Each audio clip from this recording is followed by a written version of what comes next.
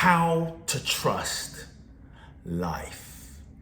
It's Kute here, nationally best-selling author of You Are the One, The Magic of Surrender. Make sure you hit the like button below. How to trust life. It can feel scary sometimes when life doesn't go according to plan and things don't work out how you had intended, especially during these times right now when there appears to be so much change and unpredictability in the economy and the marketplace and the universe. It can be easy to go into fear and panic and anxiety, and when things seem to fall apart in one's life, it can be easy to lose trust, especially if you feel like you're confused, or you might feel lost, or you may not feel as though you're sure in where you're going, right?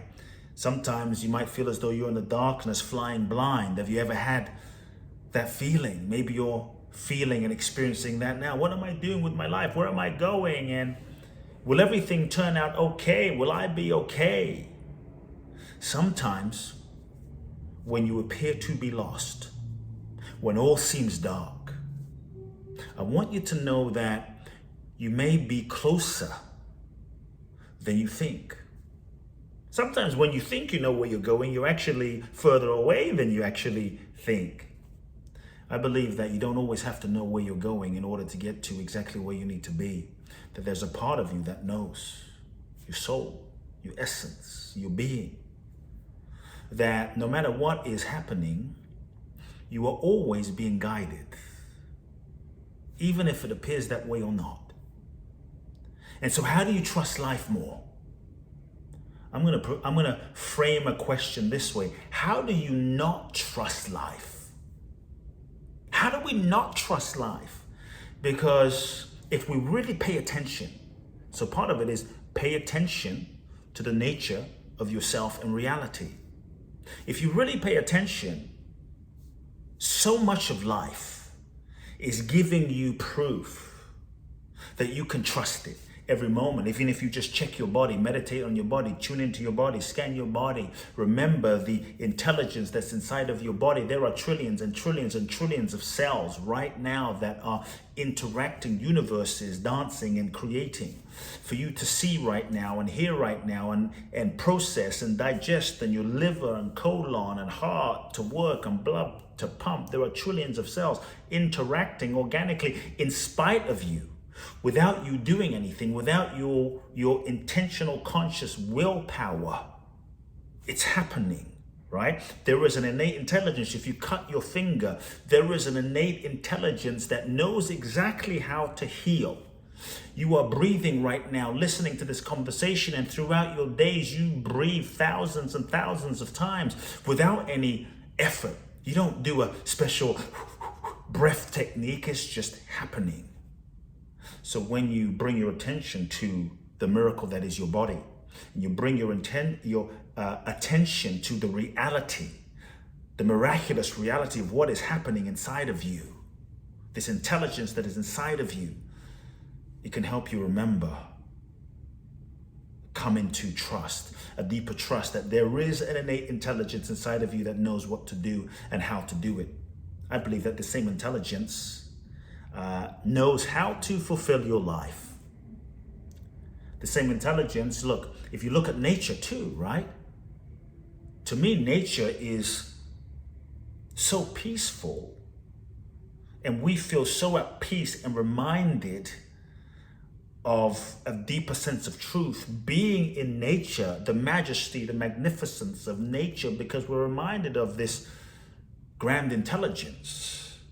Every day the sun shines. Has there ever been a day when the sun hasn't arisen? When you woke up and it was dark?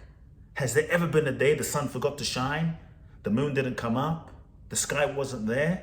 All of nature is reminding us, is proof that we can trust life. We can trust it. And even when things don't seem like they're unfolding, even when things fall apart and you think, oh, hell's going to break loose and you're not going to make it. Sometimes when things seem to be falling apart, they're actually falling together. And many times when we don't get what we think we want, we think it's the worst thing. It's the end of the world. But many times when we don't get what we think we want, it's grace, it's a blessing, it's a deeper intelligence. From the perspective of the ego, things not going according to plan and things falling apart can seem like the worst thing on the planet, a disaster.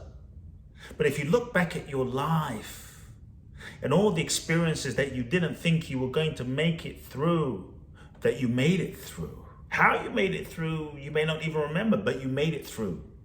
Let that be a reminder of all the moments where maybe you shouldn't have made it through, but you did. Then think back to all the moments in life where things didn't go according to plan. And you thought it was going to be the worst thing in the moment. But looking back in retrospect, when you came out of it, it turned out to be the best thing. So many times when we go through something that's challenging, that's difficult, that seems like the worst from the perspective of the ego, because often we are looking at an experience from the lens and the perception of our ego. The ego is our perceived sense of self and identity, and the ego's perspective and perception is limited. What can seem like the worst thing from the perspective of your ego can actually be the most amazing thing from the perspective of your soul, and your soul is infinite. When we look at life through the perspective and the lens of the ego, it's like looking at a painting or a very small part or the corner of a painting. We don't see the entire unfolding of what's happening and how every event is interconnected. And so if you look back at some of the worst things that happened in your life, and now you look back, you're able to see how that needed to happen. You're able to see how that needed to happen and how life was actually perfectly positioning you, perfectly clearing, perfectly orchestrating through that difficulty, through that bankruptcy, through that heartbreak, through that homelessness, through that situation, through that betrayal, positioning you into the right moment, into the right place, preparing you so that you could develop the mental, the emotional, the physical, the psychological soul force and muscle to be prepared for your mission and your vision. And so when things don't happen, it's easy to lose trust. But I'm inviting you, rather than making up negative meanings about why it's not happening and then losing trust and going into fear, get curious. Refrain from making a meaning up about what this means. Because many times the meanings that we make about why things aren't going according to plan or happening are based on our limited ego's perspective. Then we impose that meaning and we lose trust. And so rather than doing that step back, be willing to be in the unknown. Say, I don't know what this means, but I'm available. So be curious.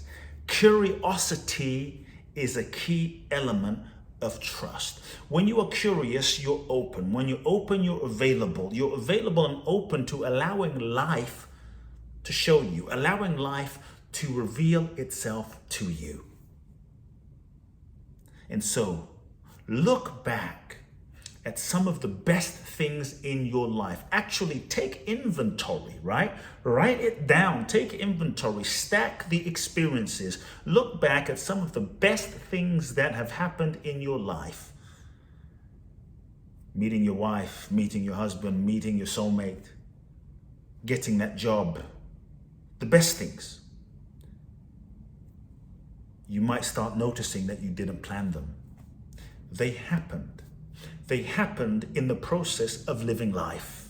They happened in the process of going in a direction. They happened in the process of just you going in the direction that you were guided to. So many of the best things you didn't plan, they happened. So when you can remember that, it frees you up to begin surrendering, frees you up to begin being open, frees you up to begin being available. That doesn't mean you don't do your part. That doesn't mean you don't show up. That doesn't mean you sit there and do nothing and say, I'm just trusting life, I'm doing nothing. No, it means you feel like you don't have to have everything planned out.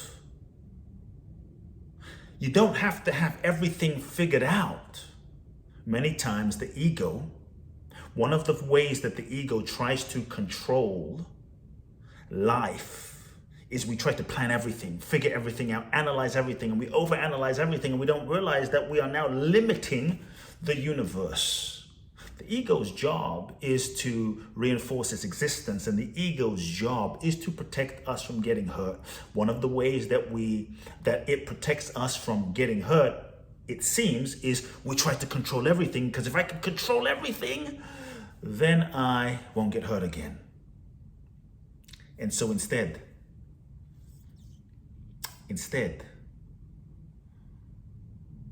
be still. Take time out to be still and listen. And when you listen and you sense guidance, you sense an intuition, go in that direction, even if you're not clear on the entire path. Trust that your soul is leading you, the universe is leading you. And when you take a step, be available, be curious, be open. You take another step, be available, be curious, be open. Life will reveal itself to you in the process of living itself. And when you do that, you're not creating from your ego or your mind. You're creating an alignment with your soul. Trusting life. Trusting life each moment to unfold you, that the same intelligence that is breathing you is guiding you. You're always being guided. Trust it. Trust life. Surrender. Folks, I hope you enjoyed today's short video blog. Let me know your thoughts in the comments below. Love now.